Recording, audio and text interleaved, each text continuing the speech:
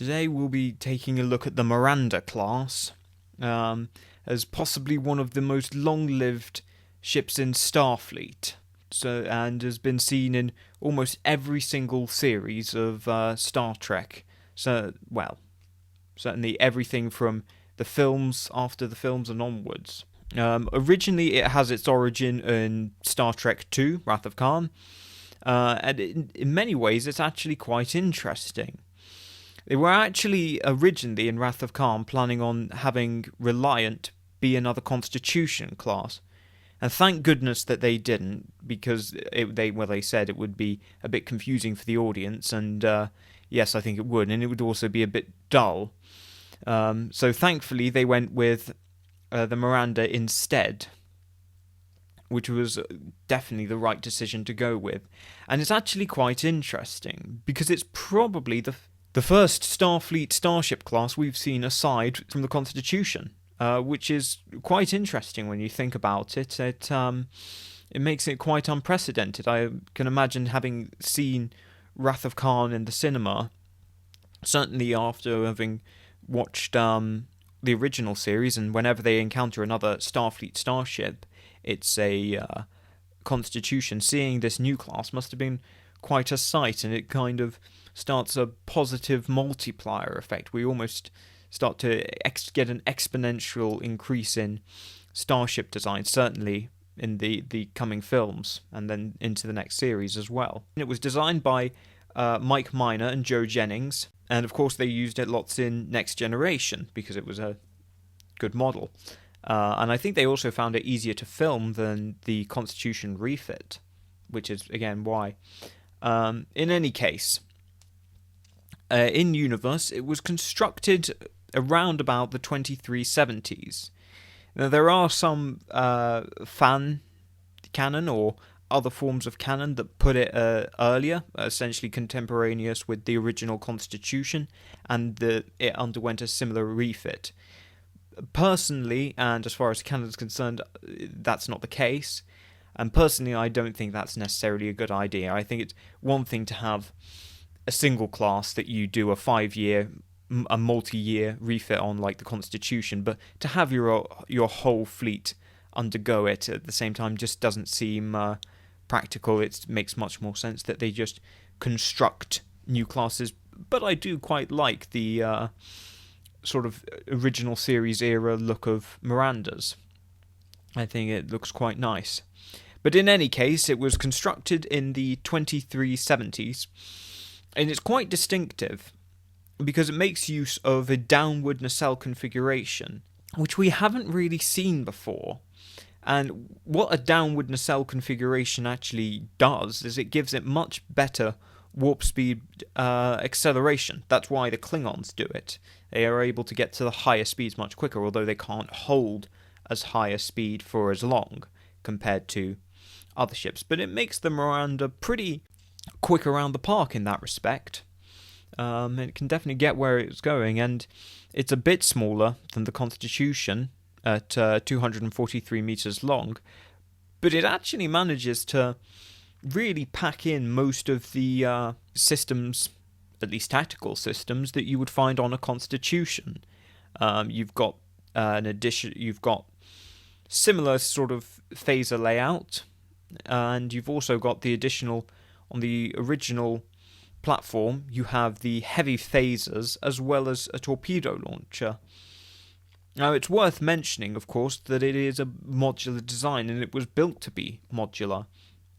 That was always the intention. In many ways, then, it's actually the first modular design, which is why it lasted so well for so long, is because it was quite easy to chop and change and upgrade parts and add new modules as was needed over the years, which is why it lasts so well into the 24th century.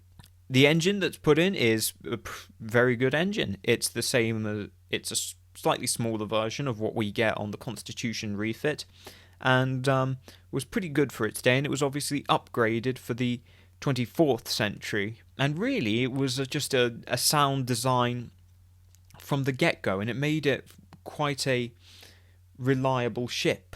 In terms of armaments, you've got 3 dorsal phaser batteries, and 3 ventral phaser batteries on the primary saucer. And then you've got the additional, and that's standard across all Miranda variants. And then you've got the additional dorsal pods, whatever you want can be added.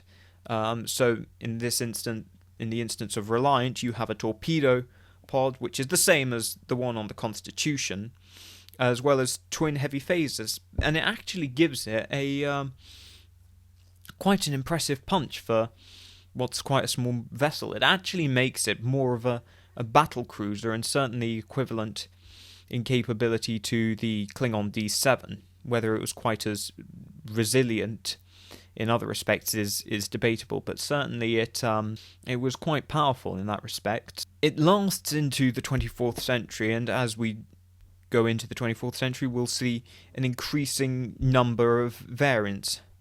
There's so many, I can't really list them all, but you've got sensor pods, you've got long-range sensors on the sides, you've got additional weapons, some put just additional transport, and that's another point, is it still manages to fit in 2 shuttle bays, granted they're quite small, but in many ways it's actually a more efficient setup than the Constitution. The Constitution, you can only really launch shuttles one at a time, or land them one at a time, whereas you can kind of have 2 shuttles launching and landing simultaneously with a Miranda, which is quite handy. As I say, it's quite manoeuvrable and was very good for its day.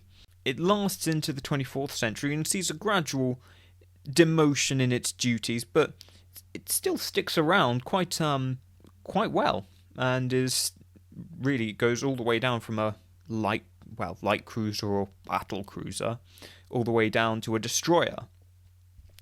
But it's still very impressive, and it was very reliable design. That's why it lasted so long.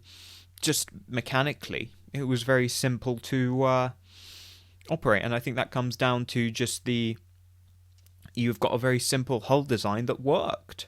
In any case, it was a very reliable design, and it was used in the Cardassian Wars, and actually did quite well. Now, you might say that that's just because the Cardassian ships were absolutely useless, or certainly were not really up to the par of the time, and that's why Starfleet could afford to field these really increasingly aged ships against them. But nevertheless, it did quite well, and its modularity made it very handy, especially in all the exploration that Starfleet's doing in the 24th century.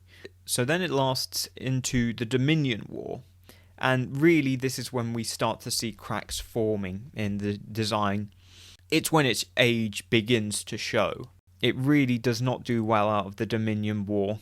It's small, but it's not that fast. It was well armed for its day, but comparatively starting to get a little bit outgunned, even by smaller ships. It's really quite something when you're being outgunned by a 120-meter escort, or even by a 95-meter Jem'Hadar fighter. And so, obviously it saw service during the Dominion War. I mean, Starfleet was really quite desperate, but it was far from ideal, although it might have been more useful as a tug, and that it probably would have performed very reliably, but unfortunately it got forced quite frequently onto the front lines, and it didn't really fare very well. It was a little bit long in the tooth and a little bit out of date.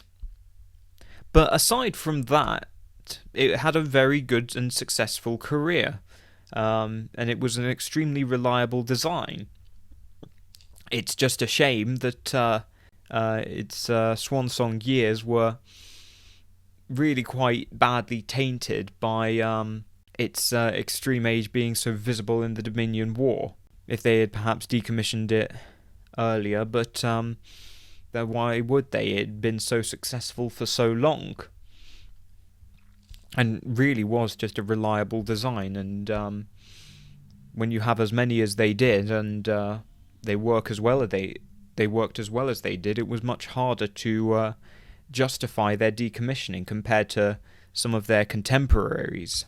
But in any case, that's the Miranda class. Quite a reliable design until its very last days. But nevertheless, a very interesting part of Federation and Trek ship design history, it being amongst really the first of the new ships that we'll see coming out during the run of Star Trek. So it's very unique in that respect.